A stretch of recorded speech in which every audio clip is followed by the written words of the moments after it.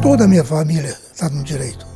Meu pai é advogado, meus irmãos são advogados, certo? Meus filhos são advogados, meus primos são advogados.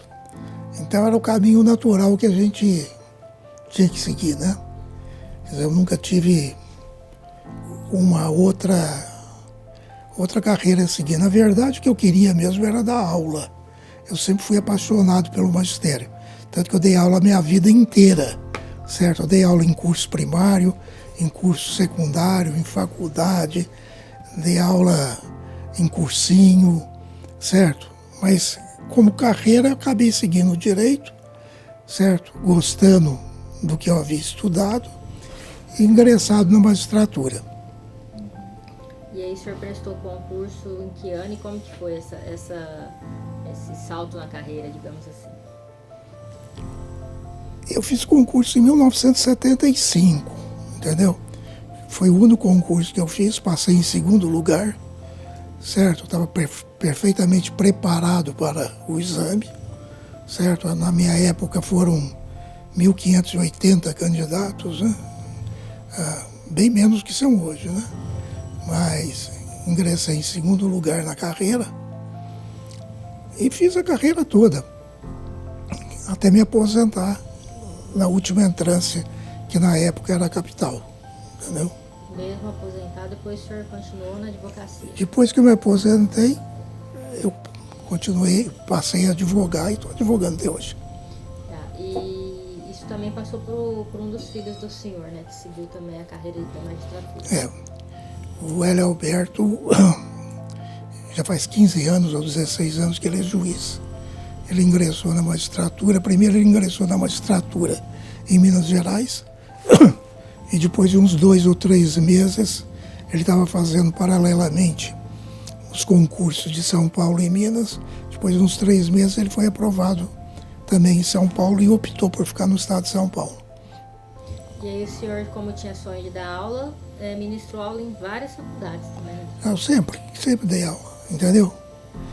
Quando eu era advogado, depois quando eu ingressei na magistratura, enquanto eu era advogado eu não dava aula de direito. Enquanto eu era só advogado antes da magistratura, eu não dava aula de direito. Eu dava aula de português em escolas. Depois eu ingressei na magistratura e a partir daí passei a dar aula em faculdades de direito.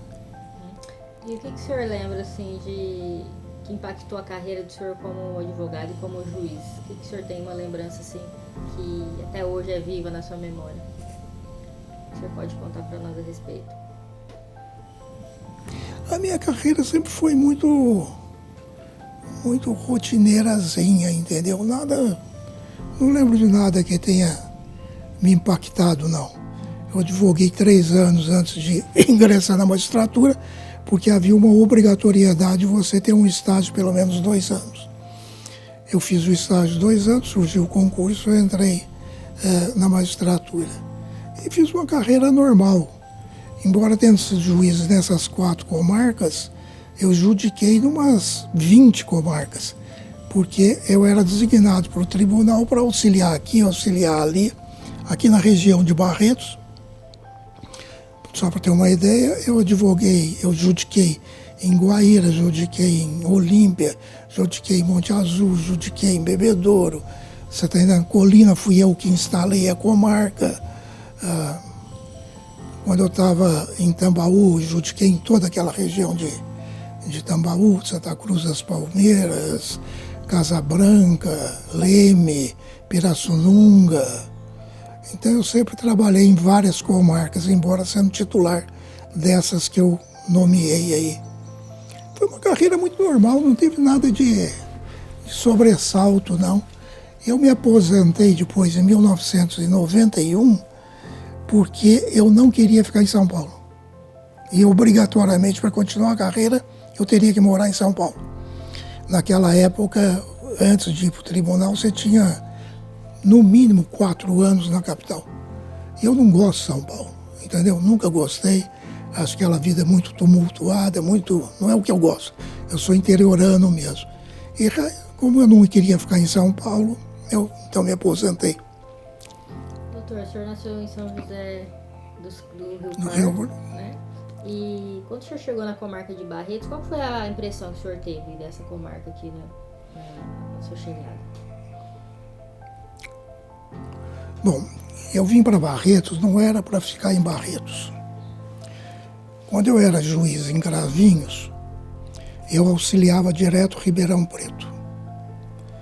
E eu vim para Barretos para estar em terceira entrância, naquela época aqui era terceira entrância, Ribeirão era terceira entrância. Eu vinha para Barretos para ficar aqui um período pequeno e depois me remover para Ribeirão Preto, porque alguns juízes de Ribeirão iam se aposentar. Tal como ocorreu com o doutor Ovídio, que daqui de Barretos se removeu para Ribeirão Preto. Eu vim para Barretos, a minha vara, que era a primeira vara civil, tinha 600 processos naquela época. Em 3 meses que eu estava aqui, eu diminuí aquilo para 400 processos. Por quê? Esse excesso de 200 processos naquela época era uma decorrência de a vara ter ficado sem titular muito tempo, só com substitutos que foram deixando as coisas acumularem. Então, depois de 3 meses, eu tinha uma vara com 400 processos e me sobrava tempo para tudo, para estudar, para tudo mais. E achei, então, que eu não deveria me remover para Ribeirão, embora tivesse tido essa oportunidade por 3 vezes seguidas. Então, eu me radiquei aqui. Como comarca, a comarca era uma tranquilidade muito grande. Você faz o cálculo. Eu tinha 400 processos, hoje cada vara aqui ingressam por mês 400 processos. Eu tinha 400 processos do ano inteiro, entendeu? Então era uma tranquilidade muito grande a vara. É claro que depois as coisas foram crescendo e quando eu aposentei eu tinha na minha vara 1.200 processos, mais ou menos. Isso depois de 10 anos, 11 anos aqui em Barretos. Então a comarca para mim era uma comarca excelente. Nós éramos 3 juízes titulares, 2 juízes substitutos, 3 promotores titulares. Era um ambiente muito, muito cordial, muito próximo, entendeu? Não havia nenhuma rusga com ninguém, então isso facilita muito o trabalho das pessoas. Eu lembro naquela época, algumas comarcas havia conflitos entre colegas, entre juízes e promotores. Aqui nunca houve isso na minha época, né? Posteriormente também, ao que eu tenho conhecimento, também nunca houve isso, certo? Então era uma comarca muito tranquila para trabalhar. A cidade, entretanto, quando eu cheguei, eu tive um choque nela. Você está entendendo? Eu achei a cidade muito largada naquela época. Eu entrei pela 43, porque eu não sabia como chegar aqui. Fora era ali na 15. Eu entrei pela 43, depois desci por alguma ali, eu acho que pela 22, certo? Para chegar até o fórum. Todo lugar que eu passei estava esburacado. Todo, entendeu? A cidade estava... Era o último ano de mandato do prefeito, você está entendendo? Ele não contava com recursos, com verba, não é que fosse mau prefeito, não estou dizendo isso. Não tinha recursos mesmo e a cidade foi ficando abandonada. Cheguei no fórum, o fórum estava em reforma, certo? Estavam fazendo um anexo ali onde hoje é o estacionamento, até hoje tem aquele anexo. Então aquilo estava uma sujeira incrível. Então a impressão da comarca e do prédio do fórum foram muito chocantes. Mas como eu não estava vindo com o propósito de ficar, e sim de me remover, aquilo para mim não pesou na minha decisão de vir para cá. Mas em termos de comarca, a comarca sempre foi uma comarca muito boa. O fórum era ali na 18 já, então? O fórum era naquele antigo fórum. 18 com a 15, né? 18 com a 15. Senhor... Ali eu judiquei o tempo todo meu de magistrado, foi ali. Doutor, e o senhor acompanhou alguns casos, né? Vários casos, né? O senhor julgou vários casos. Tem algum que o senhor tem uma recordação, assim, que foi um caso marcante na tua carreira, que o senhor gosta de lembrar, algo nesse sentido? Não, acho que não. Ou algum crime que marcou a cidade? Na minha época, não. Nada que eu tenha assim, uma lembrança marcante. Eu fui juiz primeiro, quando eu vim para Barretos, fui juiz na vara civil. 2 anos antes de me aposentar, ou 1 ano antes de me aposentar, a pedido do juiz da vara criminal, que na época era o Paulo Sérgio, eu permutei com ele, fui para a vara criminal. Por quê? Porque a vara criminal naquela época era muito mais pesada, certo? Então ele queria ir para uma vara civil, como eu ia me aposentar, então eu fiquei 1 ano e pouco na vara criminal. E durante toda a minha carreira de juiz, eu devo ter presidido, tanto aqui como em Ribeirão Preto, como em outras comarcas, um total aí de uns 50 júris, que é o que mais chama a atenção do juiz são os tribunais de júri, né?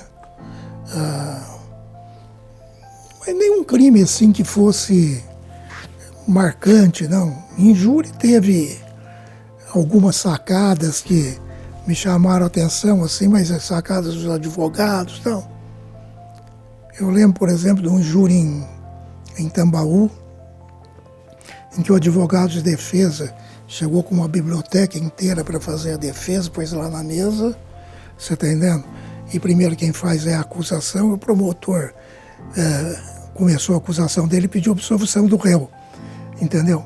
Quando ele pediu absolvição do réu, o advogado de defesa ficou totalmente desconcertado. O que ele ia fazer? Entendeu? Se o promotor já estava pedindo absolvição. Então aquilo foi bem marcante, a reação do advogado de defesa, que ficou desconcertado com um pedido que favorecia ele e favorecia a defesa. Isso foi uma coisa que me chamou a atenção, mas o resto não. Acho que, como estou dizendo, minha carreira foi muito rotineirazinha, não teve nada que impactante. Algum advogado, por exemplo, de Barretos, que o senhor chamou sua atenção, que o senhor admirava também como profissional? Quando eu vim para Barretos tinha só 36 advogados, certo? Hoje tem mais de 1.000 advogados. Esses 36 advogados, na verdade, 32 trabalhavam e 4 já não trabalhavam mais ou nunca trabalharam. Então, eram 32 advogados. E todos eles eram muito bons advogados, entendeu? Todos eles muito éticos, muito decentes, muito corretos, pessoas que você podia confiar naquilo que estavam lhe dizendo, entendeu? Então, depois é lógico que foram vindo outros tantos advogados. Mas quando eu vim para cá, os advogados eram todos advogados muito bons, muito respeitáveis. Não estou falando em termos de brilhantismo, ninguém espera isso de advogado. Você tem, né? O advogado não tem a função de ser brilhante, certo? Se ele quer ser brilhante, ele vai trilhar outro caminho. O advogado tem a obrigação de levar a versão do seu cliente para o juiz, certo? E tentar mostrar para o juiz que o seu cliente tem razão. É isso aí. Isso esses advogados daquela época faziam muito bem. Você está entendendo? Eram bons advogados. Nenhum se destacava assim, falava, fulano é isso, ou fulano é aquilo. Não, entendeu? Eram todos mais ou menos dentro do mesmo nível de capacidade. E de exercício de profissão também. O senhor chegou a ser diretor do fórum, não? Fui todo o tempo que eu fiquei em Barretos, eu fui diretor do fórum. O senhor lembra de alguma visita ilustre que, como diretor do fórum, o senhor recepcionou o presidente, o governador, alguma coisa assim? Não, como diretor do fórum, a única coisa que houve aí de diferente foi que eu que instalei a comarca de Colina. É lógico que ali estavam presentes desembargadores de São Paulo. Eu lembro quem veio instalar representando o Tribunal de Justiça foi o Sidney Sanches, que era desembargador e depois foi ministro do Supremo. Aqui em Barretos eu instalei o juizado informal, instalei a segunda vara criminal, instalei a terceira vara civil, certo? E essas instalações se fizeram sempre com algum desembargador designado pelo tribunal. Na minha época de magistratura, isso é importante. Quando eu ingressei na magistratura, nós éramos entre juízes de primeiro grau e juízes do Tribunal dos Desembargadores, nós éramos um total de 440 só. Certo? O tribunal tinha 36 desembargadores só. Entendeu? Então todos nós nos conhecíamos, pelo menos pelo nome. Certo? Podia não ter tido ainda algum contato. Certo? Mas todos nós conhecíamos pelo menos pelo nome. E todos nós nos respeitávamos muito. Eu lembro quando eu ingressei na magistratura, um desembargador, Aniceto Lopes Aliente, que depois foi até presidente do tribunal, chegou para mim e disse o seguinte para mim: nunca erre por vaidade. O que você não souber e não conseguir resolver com os livros, você pode me ligar, que eu, por ser muito mais velho que você, talvez tenha condição de te ajudar. Nunca erre por vaidade, certo? Por falta de humildade, certo? Então, havia esse carinho, essa aproximação entre os juízes e a vontade de sempre acertar. Não digo que hoje não haja essa vontade entre os magistrados, deve haver, certo? Até por amor próprio, cada um quer fazer as coisas corretamente. Mas naquela época havia uma grande preocupação nossa em fazermos o melhor possível. Isso eu tenho certeza que eu fiz, porque durante o meu tempo de magistratura, eu dei aproximadamente 17 mil sentenças de mérito, certo? 17 mil sentenças de mérito. E eu era um juiz que acompanhava o resultado das minhas sentenças em que havia recurso, certo? Para saber como que o tribunal havia decidido. Até eu me aposentar, eu acompanhei todos os processos que estavam em grau de recurso. E até eu me aposentar, haviam sido reformadas apenas 67 sentenças minhas, certo?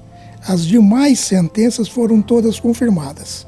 Eu não posso dizer o que aconteceu com os processos que ainda estavam pendentes de recurso depois da minha aposentadoria, porque eu não acompanhei mais, certo?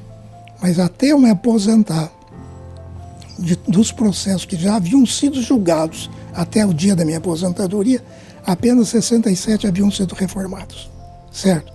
Então isso me dava uma tranquilidade muito grande de que estava agindo corretamente, de que estava fazendo as coisas corretamente.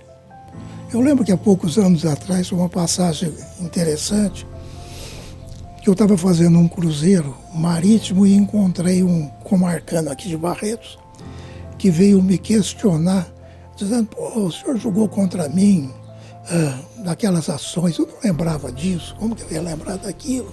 Você está entendendo? Aí eu falei para ele: e aí? Não, aquilo lá me prejudicou muito. Eu falei: mas o senhor não recorreu? Ele falou: recorri. Eu falei: o que o tribunal fez? Não, confirmou a sua sentença. Eu falei: bom, então o errado era o senhor, não eu, né? Porque, certo, se eu decidi de uma forma e o tribunal decidiu da mesma forma, é porque o senhor não tinha a mesma razão, né? Então, foi uma passagem bastante... Isso questão de uns 5, 6 anos atrás que eu encontrei com esse comarcano aí. Mas tem algumas coisas interessantes da magistratura. O juiz, ele não agrada a todo mundo. Ele nem pode agradar, né? Porque tem duas partes, uma sai contente, outra sai triste, não é? Eu, quando me aposentei, eu fui ser candidato a prefeito, aqui de Barretos. E fazendo visitas aí eleitorais, eu fui intimado ou convidado a fazer uma palestra ali na usina Guanabara. E quando eu cheguei na portaria, na guarita, e me identifiquei, o guarda da guarita falou assim para mim com uma cara bem bravo: eu não vou votar no senhor, não. Eu falei: é um direito seu de votar em quem você acha que você deve votar. Mas eu tenho uma curiosidade, você pode me dizer por que você não vai votar em mim? Ele disse: o senhor decretou o meu despejo, o senhor me despejou. Aí eu falei: mas eu despejei por quê? Por que foi o seu despejo? Não, porque eu estava atrasado no pagamento. Eu falei: o senhor acha que está certo? Ele falou: isso não me interessa. Entendeu? Eu falei: então tá bom. Se não te interessa, você foi despejado. A lei determinava que era assim. Né? Então você vê que as pessoas acabam guardando mágoas dos juízes, embora estando erradas. Certo? Embora estando errado, porque ela quer que sempre a sentença lhe seja favorável. Hoje, na advocacia, eu sou muito transparente com os clientes, entendeu? Eu digo, nós não vamos ganhar isso aqui não ganha, certo? Você não tem razão, entendeu? Se quiser que a gente faça alguma defesa para tentar um acordo, alguma coisa, tudo bem, mas o resultado vai ser desfavorável. E grande parte sai bicudo do escritório quando tem uma resposta dessa, porque ele quer ser iludido, né? Agora, não é função do advogado iludir o cliente, prometer vitória e entregar a derrota depois. Que isso é pior do que dizer a verdade de antemão, né?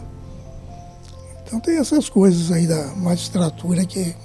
Mas depois da magistratura, durante a magistratura não, durante a magistratura as coisas foram muito... Que ano que o senhor foi candidato a prefeito? Eu me aposentei em 91, fui candidato em 92. Quem que era o vice do senhor? Otávio Garcia. Tá, que era advogado, né? E por que vocês decidiram montar essa chapa e disputar essa eleição aí de 92? Como eu disse para você, eu não gostava de São Paulo. Certo? Não ia me aposentar. Eu ia me aposentar e não sabia o que fazer. Aí um grupo de amigos e tal, entendeu? Por que você não sai candidato a prefeito? Você vai ter todo o tempo disponível, você não precisa disso, você tem a tua aposentadoria, você pode ser um bom prefeito. E aquilo vai te enchendo o ego, você vai achando que você vai ser o dono da cocada preta mesmo. Aí eu resolvi sair candidato. Consultei inúmeras pessoas e tal, que me incentivaram, tal, vamos todos fazer isso aí. E aí houve uma coligação partidária de muitos partidos, e um dos partidos, que era o PTB, que fazia parte da coligação, tinha o direito de indicar o vice e indicou o Otávio, com quem eu sempre tive um excelente relacionamento, entendeu? Seja como advogado, seja como pessoa. Tanto que eu fui na homenagem que prestaram a ele, porque eu me sentia mesmo que eu devia ir, porque era uma homenagem muito justa e muito correta. Eu gostava muito dele. Então nós saímos candidato. Até 15 dias antes das eleições, eleição é uma caixinha de surpresa. Até 15 dias antes das eleições, as pesquisas nos davam vitória, certo? Aí houve o impeachment do Collor, você tendo o PT cresceu violentamente, certo? O candidato que coligava com o PT e PSDB estava em último lugar e passou por primeiro lugar, certo? Mas foi, eu tenho até uma... Era o Nelson James? O Nelson James se elegeu. Aqui, ó, isso é da campanha do Otávio. Isso é da campanha do Otávio. E aí vocês perderam porque nos 15 dias finais. Nos 15 dias finais as coisas começaram a virar, ninguém segurava mais, né? Quando soltou a boiada, ninguém segura mais. Essa foi a primeira contato político que o senhor teve? A primeira eleição que o senhor teve? Em termos partidários, sim. Eu fui presidente de Grêmio Estudantil, fui diretor de centro acadêmico, entendeu? Mas em termos partidários foi aí o primeiro contato que eu tive. Não disputou mais Não, entendeu? Depois que passou aquela... E foi a melhor coisa que aconteceu para mim, de não ter sido eleito, certo? Porque se eu tivesse sido eleito, com certeza eu estaria fazendo política até hoje, não é? Estaria fazendo política até hoje. E hoje em dia, não sei o conceito de vocês, mas o meu, e pela análise que eu tenho, a política está muito desmoralizada, certo? E aí entra tudo na mesma vala comum, né? O que é correto, o que não é correto, do que é certo, o que é errado. E no conceito popular todo mundo é bandido, né? Todo mundo não presta. Isso seria muito ruim. Eu sempre pautei a minha vida por muita correção, as coisas muito certinhas, e ser colocado numa vala comum dessa seria muito desgastante para mim, né? Foi a melhor coisa que houve não ter sido eleito. Tanto que eu não tentei mais, não quis mais. Quando, 4 anos depois, quando houve eleição de novo, vieram me procurar, eu falei, não, a minha colaboração já dei, já coloquei meu nome, não quiseram, certo? Doutor, e com relação à OAB, o senhor tinha proximidade com a OAB Barretos? Como juiz sempre fui muito próximo dos advogados, né? Lembro muito bem quando foi inaugurada até a sede aqui, que eu era juiz, eu fui lá, participei. Pediram que eu entrasse na piscina, eu muito constrangido, entrei. Você está entendendo? Eu tinha naquela época, os advogados e os juízes e os promotores eram muito unidos, muito próximos, porque eram muito poucos, né? Eram muito poucos. Tinha até alguns que diziam que aquilo era a família forense, né? Nós éramos muito poucos, quer dizer, não tinha jeito de você não ser próximo, né? E o senhor chegou a presidir a OAB? Nunca presidi, nunca me candidatei a cargo nenhum da OAB. E o senhor também tem alguma recordação de feitos da OAB Barretos ou a importância da OAB nas causas que o país estava passando também? A OAB sempre teve um papel de destaque, né, na atuação da sociedade civil, né? E os presidentes que passaram, enquanto eu era juiz, pela gestão da OAB, né, todos eles eram pessoas muito respeitáveis, né, e que, portanto, sempre tinham uma atuação muito correta. Posteriormente, também, mesmo depois que eu me aposentei, seguiu-se na mesma linha, né? Eu não lembro especificamente de nenhum acontecimento cívico que necessitou a participação da OAB, porque, olha bem, eu me aposentei em 91, não é? Em 91, a Constituição já estava praticamente promulgada em 88, não é? Naquela época, quando terminou a ditadura e veio a Constituinte, não houve necessidade de nenhum movimento cívico nisso para a Constituinte. Eu não lembro de participação, por exemplo, da OAB nas campanhas da direta, isso eu não lembro se houve, entendeu? Não lembro. Pode ter até ocorrido, mas eu não me recordo. Sim, de participação em movimentos cívicos, em movimentos civilistas, não me lembro não, mas lembro que todos os presidentes que passaram durante o tempo que eu era juiz, sempre foram pessoas muito corretas, muito decentes, todas elas.